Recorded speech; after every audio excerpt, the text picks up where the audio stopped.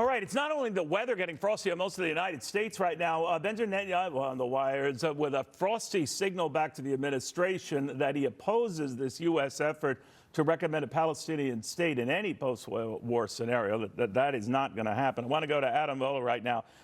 He was the Abraham Accords negotiator during the Trump administration and a former Taliban negotiator as well. So, Adam, the reaction certainly from Benjamin Netanyahu right now is you may think that's a good precursor to settling this whole matter, that is, establish a Palestinian state, but it ain't happening. What do you think? I think the issue right now is you don't have a counterparty in the Palestinian Authority. Abu Mazen, who's leading it, is just too weak. And so I think that Bibi is just being realistic. I will say that eventually there needs to be some solution there. I'd like Bibi to finish the plumbing work he has to get done there to make a difference. You know what's weird about Adam, and you know this stuff far better than I, but I was surprised that the president, our president, and he have not chatted since I think it was December 23rd. Obviously, they have very different visions of how to conduct the war in Gaza from here on out. But that's a long time to go where the two heads of state aren't even talking. Well, part of the reason might be that now President Biden is starting to understand the impact of appeasement.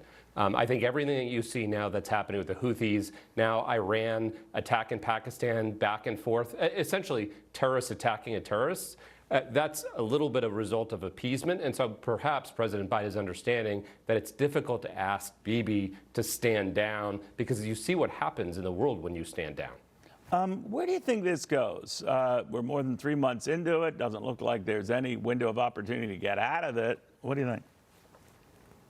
I think the Israelis do a little bit more plumbing work.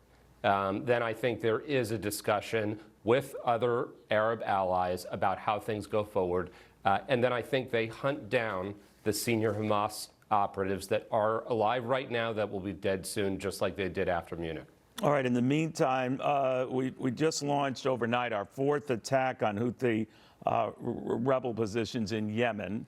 They fire back, not successfully. No doubt we follow up. But between this and Pakistan counterattacks on Iran, I mean, the fact of the matter is it is expanding. And I'm wondering how aggressively so. And are you worried about that?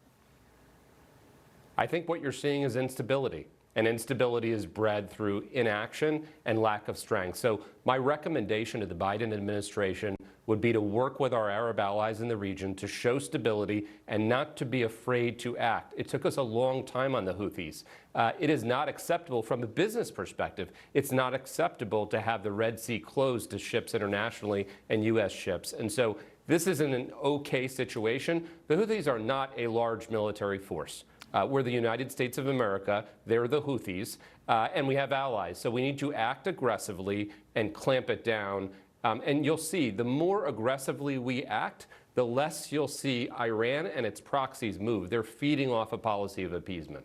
The Biden administration is apparently, and the president himself has just said while leaving for this trip to North Carolina, that more strikes are pending against the Houthis. And he's confident they are working.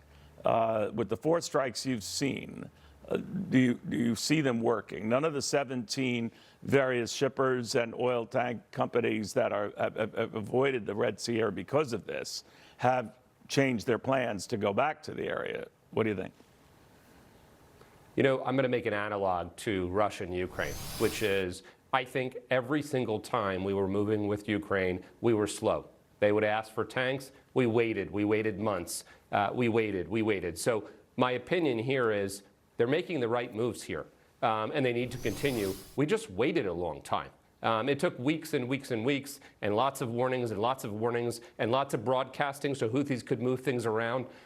So now they need to continue, and the opening of the Red Sea has to be a priority. I think they are going to do that now, and I think they should. They just should have done it and reacted right away.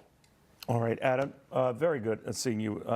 Adam Boehler, the Abraham Accords negotiator and a former Taliban negotiator as well under the Trump administration.